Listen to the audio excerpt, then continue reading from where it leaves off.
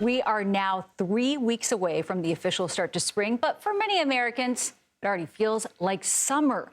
Record high temperatures are expected in more than 300 locations across the country this week. That has officials concerned about snowpack, potential wildfires, and other severe weather events. CBS News national correspondent Dave Malkoff is in Atlanta, where we understand it's a little over 60 degrees today. So, Dave, where exactly are we seeing this warm up? It's basically everywhere, Nancy. Hi, thanks for having me here. It's 69 degrees. The sun is coming out right now, but across the country, there are 300 places that are experiencing high temperatures this week. Look at this map right here. 65 in Minneapolis yesterday, 81 in Omaha, 91 in Dallas, where they shouldn't be in the 90s until months from now. And today, in St. Louis, it might be 83 degrees. In Chicago, 75 degrees. Madison, Wisconsin, 68. That beats the record, Nancy, by 10 degrees. Wow, I mean, 75 degrees right now in Chicago is incredible.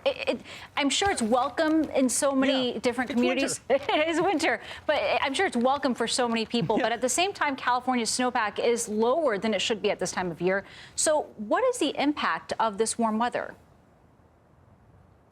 Well, if you look at the California snowpack in the High Sierra and you look at the Rockies, that's where California and the 40 million people who depend on the Colorado River get their water from the snowpack on the mountains. And it's also looking pretty bad in Canada. If you go up there, you can see that the basins, some of them are half the water that they need right now in the form of snowpack. The world is just a much drier place than it was back in the 70s because of climate change. Those winters that you may remember from back in the 70s, those are just a memory.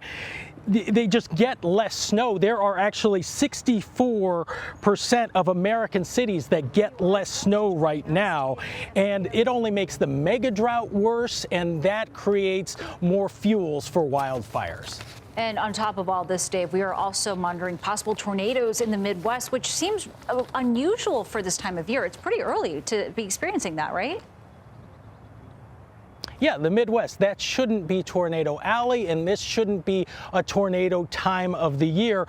Tornadoes are basically one of those things that we can't tie directly to climate change, but we can say this: it does create the background scenario that makes tornadoes more likely. That's because we have this warming climate going on right now. We're also seeing, and this is really interesting, Nancy, Tornado Alley shifting east, more tornado risk of outbreak in Mississippi, Alabama, Arkansas, Tennessee, Kentucky, Missouri, Illinois, and Indiana.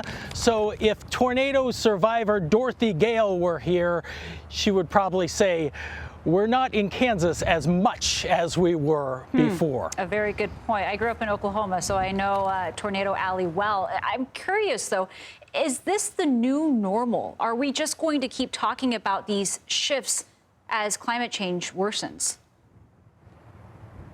There's a lot of warming going on, and basically there's a lot of warming that we just have to deal with, and that creates instability in the atmosphere. That creates that shift in Tornado Alley, as we saw lots of tornadoes through Oklahoma City and more down there. But more now, we're seeing tornadoes happening in places like Nashville and Florida, and you see that eastern shift, and that has to do with the warming atmosphere, with the dry air coming from places where it didn't come and the wet air coming from places where it didn't come before. But now this is the new normal, Nancy. This is what we're going to deal with in the future.